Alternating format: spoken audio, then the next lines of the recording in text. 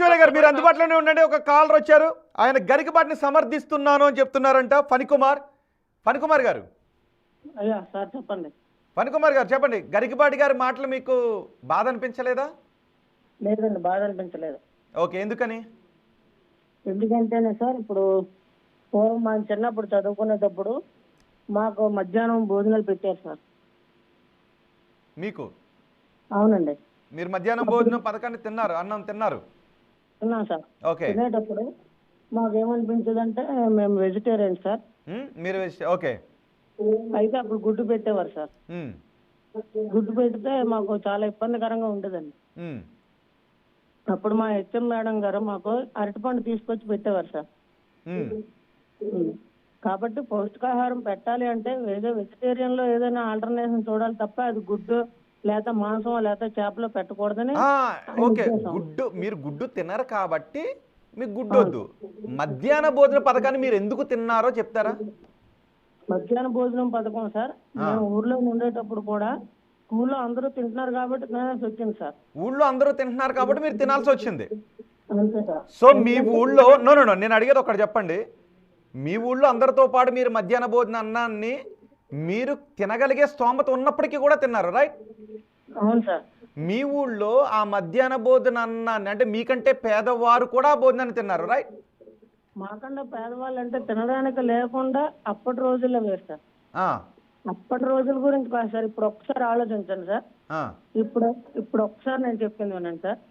ఇప్పుడుండే రోజుల్లో మధ్యాహ్న భోజనం లేకుండా ఎవరున్నారు సార్?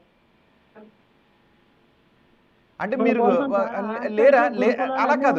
అలా కాదు మీరు మధ్యాహ్న భోజనం పథకాన్ని అంటే పౌష్టికాహార లోపం కారణంగాను పేదరికంలోను మధ్యాహ్న భోజన పథకం ద్వారా కొంత ఆదా అవుతుంది కుటుంబానికి అనుకునే వారు లేరని మీరు అనుకుంటున్నారా మణికంఠ గారు? నాతో వస్తారా, చూపిస్తాను. గురించి కాదు కదా సార్, అది తినడానికి తిండి కూడా లేని వాళ్ళ కోసం కదా సార్ పథకం. ఫణికుమార్ గారు, తినడానికి తిండి కూడా లేని వాళ్ళకి కదా సార్ మధ్యాహ్న పథకం. తినటానికి తిండి కూడా లేని వారి కోసమే. అదే సార్, అదే చెప్తున్నాను. తినడానికి తిండి కూడా మీరే ఊరు అన్నారు? మీరే ఊరు అన్నారు? విజయనగరం సార్. విజయనగరం. ఓకే, విజయనగరంలో మీకంటే పేదవారు మీ ఊళ్ళో ఎవరు లేరా? ఎవరు లేరు సార్, మేమే. మీ ఊళ్ళో ఎవరు లేరు, రైట్? ఓకే దెన్ మీ ఊళ్ళో ఎవరు లేరంటే ఐ అప్రిషియేట్ యూ.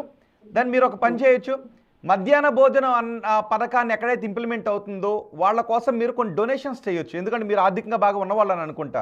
మీరు సీఎం రిలీఫ్ ఫండ్కో మధ్యాహ్న భోజన అన్నం పథకానికో మీరు కంట్రిబ్యూట్ చేయగలుగుతారా పేదవాళ్ళ కోసం? ఇప్పుడు గరికపాటి వారు చెప్పింది నేను అనేది అది కాదు. అదే నేను ఒక విషయం అడుగుతున్నా. మీ ఊళ్ళో ఒకసారి మీరు వినాలి సార్, సపోర్టింగ్ చేసే వాళ్ళ మాట మీరు ఒకసారి వినాలి. ఇప్పుడు మధ్యాహ్నం భోజనం పెట్టాలి అనుకున్న వాళ్ళు ఏ గుడిలోనో లేకపోతే హాస్టల్లోనో లేకపోతే గురుకులాల్లోనో లేకపోతే ఎక్కడైనా వేరే పథకం ద్వారా ఇప్పుడు చంద్రబాబు నాయుడు గారు అన్న క్యాంటీన్ నడుపుతున్నారు సార్, అక్కడ 5 రూపాయలకే భోజనం పెడుతున్నారు సార్. అలా పెట్టచ్చు సార్. కానీ ఇక్కడ స్కూల్ పేరుతో స్కూళ్ళల్లో పాటు అక్కడ భోజనాలు పెట్టడం వల్ల వాళ్ళ దృష్టి మాస్టర్లు టీచర్లు ఎవరైతే వాళ్ళ హెచ్ఎంస్ ఉన్నారో వాళ్ళ దృష్టి అంతా ఈ భోజనం పైన ఉంటున్నదని ఆయన ఉద్దేశం. వాళ్ళ దృష్టి ఎందుకు భోజనం పైన ఉంటుంది సార్? వాళ్ళ దృష్టి ఎందుకు భోజనం పై ఉంటుంది? వండేవాళ్ళు వేరే ఉన్నారు. అదే కదా సార్, మరి ఆయన చెప్పింది అదే కదా. హెచ్ఎం ఉండట్లేదు. ఇంకోటి తెలుసా మీకు, ఇప్పటికీ భారతదేశంలో పౌష్టికాహార లోపం ప్రధానంగా ప్రోటీన్ లోపం కారణంగా అనారోగ్యానికి గురవుతున్న వాళ్ళు ఎంతమంది ఉన్నారో తెలుసా ఫణికుమార్ గారు మీకు? కేవలం ప్రోటీన్ కారణంగా ఇప్పటికీ గంజేసుకుని తింటున్న వాళ్ళు ఎంతమంది ఉన్నారో తెలుసా? ఇప్పటికీ ప్రభుత్వ స్కూళ్ళకి పంపిస్తున్నారు. కేవలం చదువు కోసం మాత్రమే కాదు, మధ్యాహ్న భోజన అన్నాన్ని తిన్న తర్వాత వాళ్ళ బిడ్డ చదువుకుంటాడు అని, పౌష్టికాహారం అక్కడ అందుతుంది చదువుకుంటాడు అని పంపిస్తున్నారు. లేదంటే పనిలోకి తీసుకుని వెళ్తారు పేదవాళ్ళు.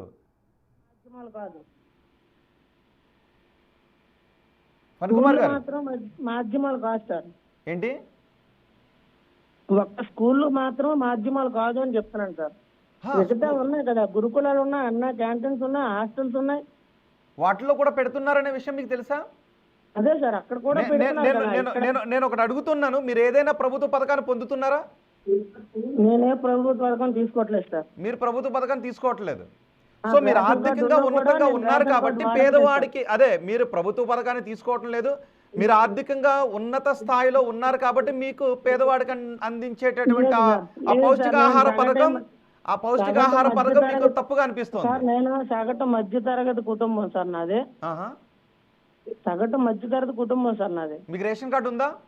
రేషన్ కార్డు ఉంది సార్, కానీ ఏ నేను రేషన్ కార్డు ఉంది? వాడట్లేదు సార్. ఏ రేషన్ కార్డు ఉంది? తెల్ల రేషన్ కార్డు ఉంది సార్. తెల్ల రేషన్ కార్డు ఉంది. తెల్ల రేషన్ కార్డులో బియ్యం ఎందుకు తీసుకుంటున్నారు మీరు? మీరు మామూలుగా మీరు పని చేసుకుని మీరు మామూలుగా పని చేసుకుని ఆదాయంతో మీరు ఇది చేయలేరా? పేదవాళ్ళు చాలా మంది ఉన్నారు కదా, మీరు ప్రభుత్వ రేషన్ కార్డు అందుకనే సార్, రెండు నేను రూపాయల తీసుకోవట్లేదు సార్. రెండు తెల్ల రూపాయల రేషన్ బియ్యం కార్డులో వచ్చేటటువంటి బియ్యం రేషన్ కార్డుని ఎందుకు తీసుకుంటున్నారు మీరు? రేషన్ కార్డులో నేను తీసుకోలేదు బియ్యం. 2 మరి years మీకు గా మీకు నేను వైట్ కార్డు తీసుకోవట్లేదు. ఎందుకు ఫణికుమార్ గారు? వైట్ కార్డు పూర్వం మా తల్లిదండ్రులు పెట్టింది ఉంది తప్ప మరి నాకు ఇచ్చేయండి, పెళ్ళై నాకు వదిలేసుకోండి బాబు వదిలేసుకోండి. పెట్టుకోలేదు మీకు సార్. ఎందుకు పాపం రేషన్ కార్డు కావాల్సిన మరో పేదవాడు ఎదురు చూస్తుంటుంటాడు రేషన్ కార్డు కోసం. మీరు ఆర్థికంగా అందుకే నేను స్థితివంతులు కాబట్టి మీరు తీసుకోలేదు రేషన్ కార్డుని వదిలేసుకోవచ్చు కదా. వదిలేశాను సార్, నేను తీసుకోలేదు. ఇప్పుడు మీకు రేషన్ కార్డు ఉందా లేదా? నాకుంది సార్, నా భార్యకి కానీ మా పిల్లకి కానీ లేదు సార్. మీకు రేషన్ కార్డు ఉంది, వదిలేస్తారా దాన్ని? మీ అడ్రస్ చెప్పండి. వదిలేస్తాను సార్. మీరు ఆర్థికంగా ఉన్నారు, వదిలేస్తారు కదా? మీరు రేషన్ కార్డు వదిలేస్తారు కదా? తీసుకోవట్లేదు సార్. మీరు అన్న మీకు వైట్ కార్డు ఉంది, దాంట్లో ఆరోగ్యశ్రీ పొందొచ్చు, పేదవాడు పొందాల్సిన ఆరోగ్యశ్రీ మీరు పొందొచ్చు. మీరు వైట్ కార్డు వదిలేస్తారా చెప్పండి? వదిలేస్తాను సార్. వదిలేస్తారు కదా? జడ్జి సరే ఓకే, దీనికి కట్టుబడి ఉండండి, నేను పంపిస్తాను. 2, మీకు సంబంధించిన వాళ్ళు ఎవ్వరూ కూడా ఉచిత బస్సు ప్రయాణాన్ని కూడా చేయరు, రైట్? ప్రభుత్వ పథకాన్ని ఏది తీసుకోరు, రైట్? తీసుకోలేదు సార్. తీసుకోరు, అప్లై చేయరు. Okay right. నేను ఒకసారి మీ నెంబర్ ఉంది కాబట్టి నేను ఫాలోఅప్ చేయిస్తాను. మీరు ప్రభుత్వ పథకాలను వదిలేసేయచ్చు. లేదు సార్, చేయలేము. ఓకే, అసలు మొత్తం దేశం అంతటా అంటే సమానత్వం ఉండాలని దేశవ్యాప్తంగా ఈ పథకాన్ని ఎందుకు అమలు చేస్తున్నారో తెలుసా? మీ ఊరు, మీ పక్క ఊరు ఎప్పుడైనా వెళ్ళి చూసారా? లేదు హైదరాబాద్లో ఉన్న ఏదైనా మురికి వాడకో, ఆంధ్రప్రదేశ్లో ఉన్న ఏదైనా ఒక మురికి వాడకో వెళ్ళి చూసారా? ఇప్పటికీ గుడిసెల్లో ఉన్నటువంటి పేదవాడు గంజి వేసుకుని తింటున్న దృశ్యాన్ని మీరు ఎప్పుడైనా చూసారా? మీరు లేదు అంటే నాతో 2 చూపిస్తా. మీరు చూడలేదు అంటే కనీసం మీ ఆలోచనలో పేదవాడు గురించి ఎప్పుడు ఆలోచించలేదని అర్థం. మీరు నాతో వస్తారా? చూపించనా? నేను అంటాం లేదు సార్. ఇక్కడ గరికపాటి వారు స్కూళ్ళల్లో గరికపాటి వారు చెప్పాల్సింది ఏంటంటే, బహుశా ఫణికుమార్ గారు నేను ఒక మాట చెప్తా వినండి. గరికపాటి వారు చెప్పాల్సింది ఏంటి అంటే, అయ్యా ధనవంతులారా, పేదవాడి కోసం పెడుతున్నటువంటి ఈ మధ్యాహ్న భోజన పథకంలో పౌష్టికాహారం తినగలిగేటటువంటి ధనవంతులు ఎవరైనా ఉంటే దయచేసి వెళ్ళకండి, దయచేసి తినకండి. పౌష్టికాహారాన్ని తినగలిగేటటువంటి డబ్బులు మీ దగ్గర ఉండి, బిడ్డల్ని చదివించుకోగలిగే డబ్బులు మీ దగ్గర ఉంటే, పదో వరకు అవసరమైతే డొనేట్ చేయండి. మధ్యాహ్న భోజన పథకానికి పేదలకు ఇవ్వడానికి డొనేట్ చేయండి, వాళ్ళని చదివించడానికి డొనేట్ చేయండి. మా డ్రాప్ అవుట్స్ ఎక్కడున్నాయో మీరు కూడా సమాన సమాజం కోసం మీరు కృషి చేయటానికి వాళ్ళని రండి అని చెప్పి మీరు పిలవండి అని ఉంటే బాగుండేది. ఒకరో ఇద్దరో ధనవంతులు కూడా తినొచ్చు. మీకు ఇంకోటి చెప్పనా, మధ్యాహ్న భోజన పథకంలో ఉన్నటువంటిది ఇంకోటి చెప్పనా, తారతమ్యాలు ఉంటాయి, ఊళ్ళలో క్యాస్టేజాలు ఉంటాయి. సో ఇవన్నీ పోతాయి. బడిలో మన పక్కన అన్ని కులాల వారు అన్ని మతాల వారు కలిసి ఉంటారు, అదే కంచంలో వెళ్ళి తింటారు, పక్క పక్కన కూర్చొని తింటుంటారు. దీనివల్ల సామాజిక సమానత్వం వస్తుంది. ఆ భోజనం తినడం వల్ల ఆరోగ్య సమానత్వం వస్తుంది, పౌష్టికాహారం వల్ల. అక్కడ ఉండటం వల్ల ఒకే రకమైనటువంటి విద్యను, ఒకే కాన్సన్ట్రేషన్తో విద్యను అవలంబించడానికి వస్తుంటుంది. ఇన్ని మంచి కారణాలు ఉన్నాయి. ఒకవేళ నిజంగా మీలాంటి వారు ఎవరైనా ధనవంతులు ఇలాంటి పథకంలో భోజనం చేస్తూ ఉంటే కూర్చొని తినండి. ఎందుకంటే సహపంక్తి భోజనాలు అనేటువంటిది అవసరం కాబట్టి, కుల మత తారతమ్యాలు లేని సమాజం కావాలి కాబట్టి మీరు వెళ్ళి తినండి. మీ దగ్గర డబ్బులుంటే దయచేసి మీలాంటి వాళ్ళు ఒకళ్ళు ఇద్దరు 10 మందో ఒక 1000 మందో ఉంటే, లేదు ఒక ఊరు మీలాంటి ధనవంతులు ఉంటే దయచేసి మాకు ఈ డబ్బులు వద్దు, ఇక్కడ మేము తెచ్చుకుని తినగలం, మేము పౌష్టికాహారం బాగా తింటున్నాం అని చెప్పి మీకు వచ్చినటువంటి దాన్ని ఎక్కడైతే పేదలు అందడం లేదో ఇంకా వాటికి ఇవ్వండి.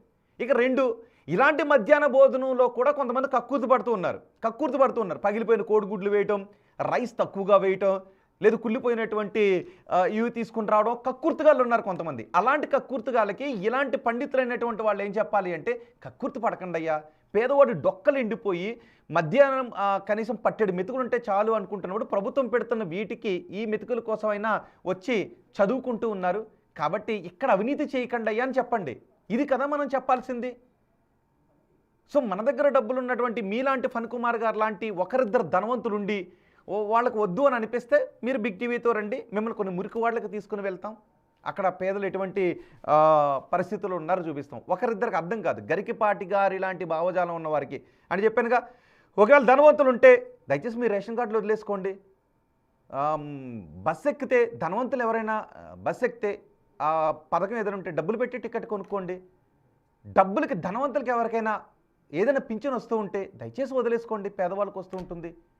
ఆరోగ్యశ్రీలో ధనవంతులు ఎవరైనా పొందుతూ ఉంటే గరికపాటి గారు మాటలు విని వదిలేసుకోండి దయచేసి, ఫణికుమార్ గారు లాంటి వాళ్ళ మాటలు విని ప్లీజ్. ఇది పేదవాళ్ళు